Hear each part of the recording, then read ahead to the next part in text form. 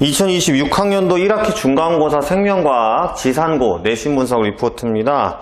우선 지산고는 이제 개정 이후 첫 시험에서 특성부터 신경전도까지 시험을 봤고요. 시험 전부터 학교 선생님이 학생들에게 신경전도 부분, 이건 이제 작년 2025학년도에서도 이런 일이 있었는데 신경전도 부분을 학생들이 어려워하기 때문에 이 막전이와 속도가 연결되어 있는 그런 계산 문항은 출제하지 않겠다라고 말씀하셨고 실제로 출제가 되지 않았습니다. 문항수도 객관식 22문항으로 문항수가 좀 적었고요. 논술형 문항이 없었기 때문에, 그리고 문제 자체가 이렇게 계산이 복잡하거나 또는 지엽적이라고 흔히 표현하는 자세한 개념을 묻는 문항보다는 기본적인 개념을 묻는 문항 위주로 출제가 됐어요. 아무래도 개정 이후에 학생들의 학습 수준에 따라서 기본적인 개념 유형을 묻는 문제들을 위주로 출제를 하면서 어떤 분포를 보이는지 파악하려고 했던 것으로 보여집니다. 그러다 보니까 이제 90점대 이상이 많이 분포한 걸로 파악이 되고 있습니다.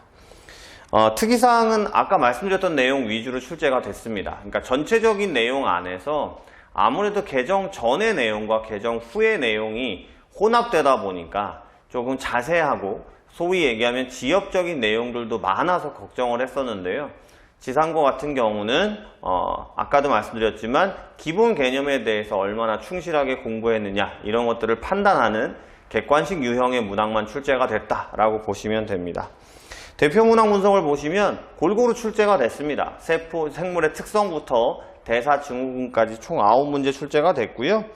4번의 대사증후군의 기본 형태 구조 문제가 이제 분류 문제가 출제가 됐는데 이 부분은 학생들이 아무래도 학원이나 학교 수업 시간에 자세하게 볼 수 있는 부분이 아닌 교과서에 써 있는 부분이다 보니까 처음 보는 유형이었다라고 생각할 수도 있을 것 같은데요.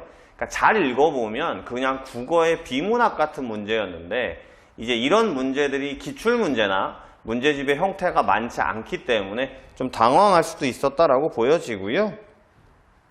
9번의 각 기관계, 소화계, 순환계, 호흡계, 배설계의 특징을 이제 OX로 해놓은 문제들이 학생들이 조금 까다로워하거든요. 전체적인 개념을 충실히 갖고 있어야지 풀 수 있는 문제가 출제가 됐다라고 보시면 되고요. 대신에 화성, 토양, 생명체나 발효, 그리고 기관계, 소화, 순환, 호흡, 배설계 이제 중학교 때 배운 것처럼 영양소 검출 같은 이런 세세한 부분, 그리고 생명과학과 타학문의 관계성이라든지 생명 시스템에서 좀 복잡한 문제들은 출제가 되지 않았습니다. 생태계 파트도 객관식 9문항이 출제가 됐고요. 11번의 탄소순환, 질소순환 문제라든지 12번의 에너지 흐름이라든지 13번의 생태계 평형 피라미드, 이 부분이 조금 까다로울 수 있어요. 이것도 이 13번의 생태계 평형 피라미드도 학원이나 학교에서 자세하게 볼 수 있는 문제는 아니기 때문에 그냥 교과서에 있는 내용이니까 한번 설명하고 넘어갈 수 있는데 아무래도 마지막 학원 수업 시간에 따로 문항을 분류해서 출제한 것이 조금 도움이 되지 않았을까라고 보여집니다. 생태계에선 방연구법과 에너지 흐름이 가장 까다로운 계산 부분인데요. 14번의 방연구법이 나오긴 했는데 이게 이제 고3 학평 기출이긴 합니다만 학생들이 많이 풀어본 형태이기 때문에 난이도가 그렇게 높거나 하지는 않았습니다. 역시나 수직분포, 수평분포나 군집의 구조에 대한 이런 자세하고 지엽적인 부분은 출제가 되지 않았습니다. 마지막으로 뉴런과 신경전도에서는 적은 문항, 4문항만 출제가 됐고요.